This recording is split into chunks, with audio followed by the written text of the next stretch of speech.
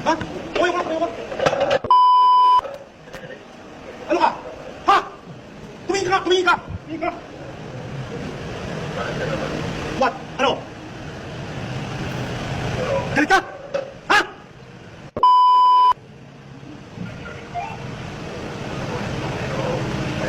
Ano ka? Wala kang takot, ha? Hindi ka natakot, ha? Tumingin ka! Kasama ito mga animal ito. Yung happy ba nito? Kaya ano? Anong iniisip mo, ha? Anong iniisip mo pag tinawa mo yun? Hindi mo ba, lagi na lang sinasabi sa inyo? Hindi ba nakikita yung mga inuhuli na iba, ng mga pulis na mga ginagawa na ganyan? Taranggi ka! Ano masabi? Tumatanggi ka? Ha? Nasaan yung kwintas? Ha? Asan yung motor? Nasa opisina, bakit di mo dineclare na ebidensya?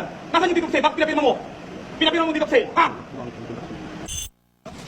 O kaya may pamilya ka, pero ang ginawa mo? Sir, hindi na po bago sa ating mga operatiba yung may nahuli po. Hanap ka?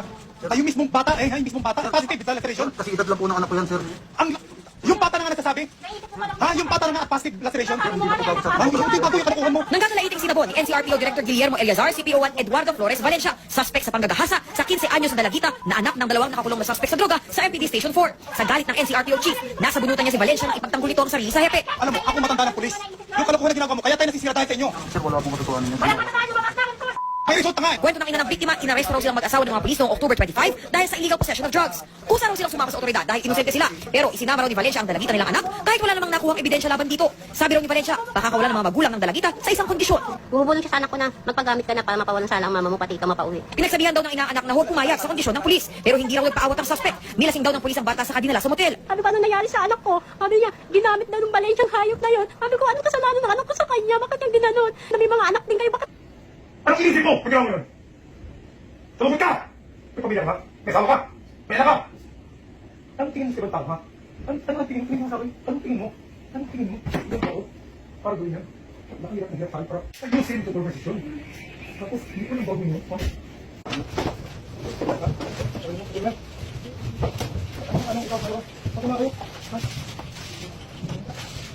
Kailan kayo record? Ha? Ikaw? Ikaw?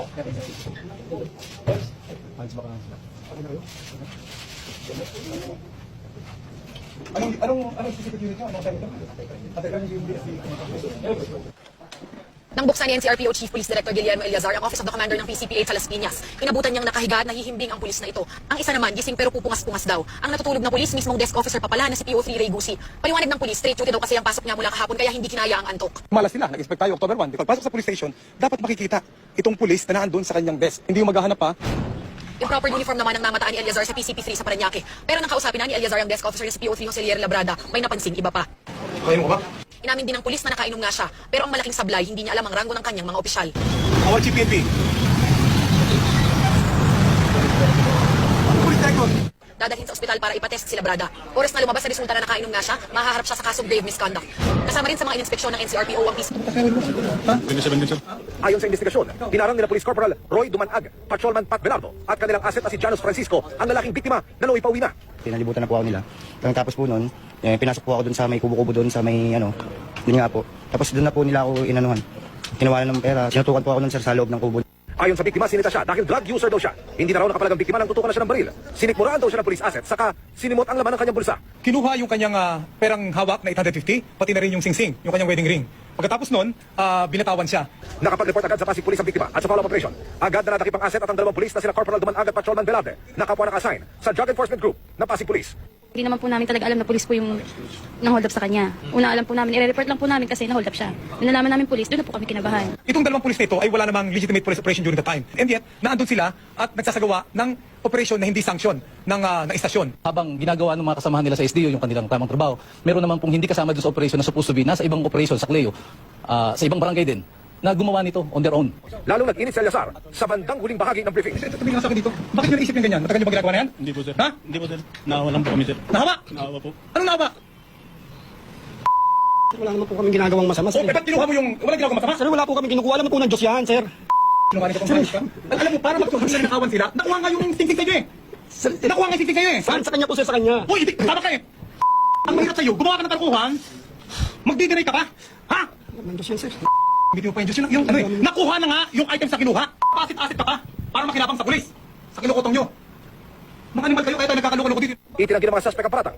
Nag-effort kami para magkaroon ng trabaho. Kaya nga, Para i-organization namin eh. Hindi naman kami masamang pulis eh. Hindi masamang pulis, pero kung makakutong, gagawin nyo. Hindi kami kukutong sir. Hindi na niya pera na. Nasa inyo na yung ebidensya. Ang ebidensya sir eh. Robbery with intimidation ang kakaraping kaso ng mga suspect hanggang sa ialis sila sa briefing area. Umiiyak na nagpapaliwanag ng pasigaw ang mga suspect. Alam niyo ba, Opensyo? Ha? Unang-una, yung moonlighting, yung pag-escort na walang authority, alam niyo bang bawal yan? Kanina, mismong si NCR Police Chief Guillermo Eliazar ang sumabog sa dalawang police escort na nasa video. Sina PO2 J. Templo Nuevo at PO2 Ralph Tumanggil. Si Tumanggil ang itinuturong pumalo sa side mirror ng taxi. Tinap ko lang po yung side mirror para mag-block down kasi papasok na po kami dun sa gate. Yan lang po. Hindi ko po napansin na nasira na pala siya. Sasampakan ng mga reklamong administratibo ang dalawa. Ang PNP, mahigpit na ipinagbabawal ang pag-racket ng kanilang mga tauhan. We will be filing administrative cases against the two for unauthorized escorting. Gusto natin itong magsilbing leksyon sa kanila, warning sa iba, at tumita ng suporta sa ating mga kababayan, i-report sa atin itong mga ganitong sitwasyon. Humihingi po ako ng dispensa sa nangyari na yun. Sa Talipapa Police Station naman ng QCPD, naabutang bagong gising at hindi pa nakasuot ang uniforme, si Police Officer 1 Kimi Talang na nakatalaga sa Women and Children's Protection Desk. Sermon tuloy ang inabot niya kay Eliazar. Hindi porke walang complainant o nandito, siya tutulong kayo na, tumusuot mo. Ha? Ano ba ng klase na yan? Pag pupunta dito ang complainant, mga kabataan, makikita ang ganyan ng mga klase. Example yan. Ha? Huwag na ulit ha? 12 oras ang duty ni Talang na hanggang alas 6 pa ng umaga. Nakalak naman ang pinto ng PCP2 ng Novaliches Police Station nang dumating si Eliazar. Napatakbo tuloy ang natutulog na desk officer na si Senior Police Officer 4 Francisco Eusebio.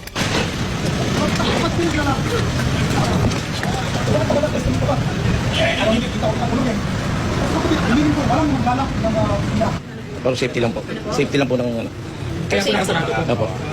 Pero minado po kayo nakatulog po. Hindi po ano. Ilan pa sa mga pinuntahan ay ang PCP2 ng Nabotas Police Station, PCP2 ng Malabon Police Station, Novaliches Police Station at Extension Office ng Caloocan Police sa North Caloocan. Ang mga nabutang natutulog ay pinag-report ni Eliazar sa kanyang opisina ngayong araw. So, ang ating babala sa ating kapulisan, hindi ako titigil na mag-iikot para tingnan ang kahanda ng ating kapulisan at para maging deterrent sa kanila na sila ay hindi dapat natutulog. Tayo para magserbisyo, hindi para mangulikta ng pera sa druga. Hindi nyo alam yung buhay ng Chipimpi. Galit na hinarap ni PNP Chief Ronald De La Rosa ang mga pulis na pinangalanan ni Pangulong Duterte. Kahihiyan daw sa PNP magkaroon ng mga tiwaling pulis sa hanay nila. Yan sa nangyayari sa ating kakanya.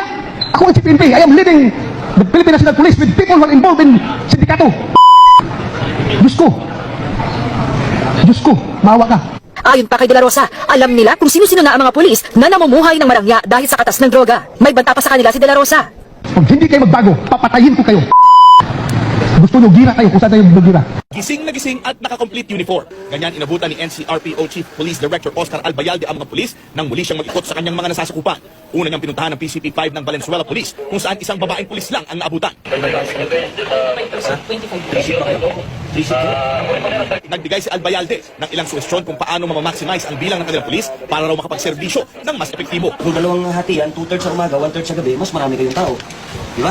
Sino admin nyo? Yung pangalawang pinuntahan ng PCP1 ng Malabon Police. Dito, nakitang walang ilaw ang sign ng istasyon na may kaliitan daw. Inalam din niya kung pumasok nga ang lahat ng naka-assign na pulis sa istasyon. Ilan kayo dito kaya? 14. Ang tawagin mo. All accounted for naman at nakipag-selfie pa sila. Sa PCP9 naman ng Malabon Police pa rin. Natuwa si Albayalde ng abutan niyang gising na gising ang mga taga-barangay at pulis na nagbabantay. Sa PCP4 naman ng Nabotas Police, bukod sa mga taga-barangay at mga pulis na nakatalaga roon, saktong naroon din ang Chief of Police. Yung pagbisita na sa amin dito, high moral yung tropa. Ang feeling ng tropa dyan is napapansin din ni RD sila.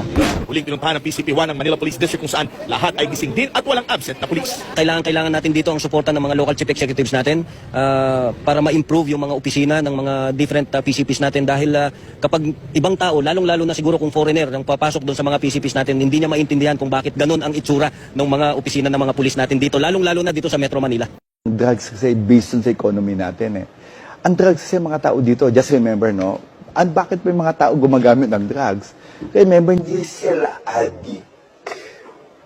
Kasi gusto lagi maging addict. Remember, ang gumagamit ng drugs sa mga tao natin, especially mga, yung mga nagpapadagdag ng oras. Kasi pagka gumamit ka ng drugs, gising ka, nadadagdag. Remember, ang trabaho natin per ora dito. Hindi naman tayong sigurado eh. So, ito yung ano natin, kaya ayoko mag-compare. Ang sasabi ko lang, mas maganda po kami ngayon dun sa data namin sa about crime, mas nabubroadcast lang ngayon kasi hindi dati takot mag-report. Pag umaresto ka ng tao, pag inaresto ka ng pulis, pwedeng hindi dala ng pulis ang warrant mo. Pwede. Sasabihin lang ng pulis kayo, oy, arestado ka, may warrant ka. Nasaan ang warrant? Doon sa istasyon, halika na. That's perfectly legal.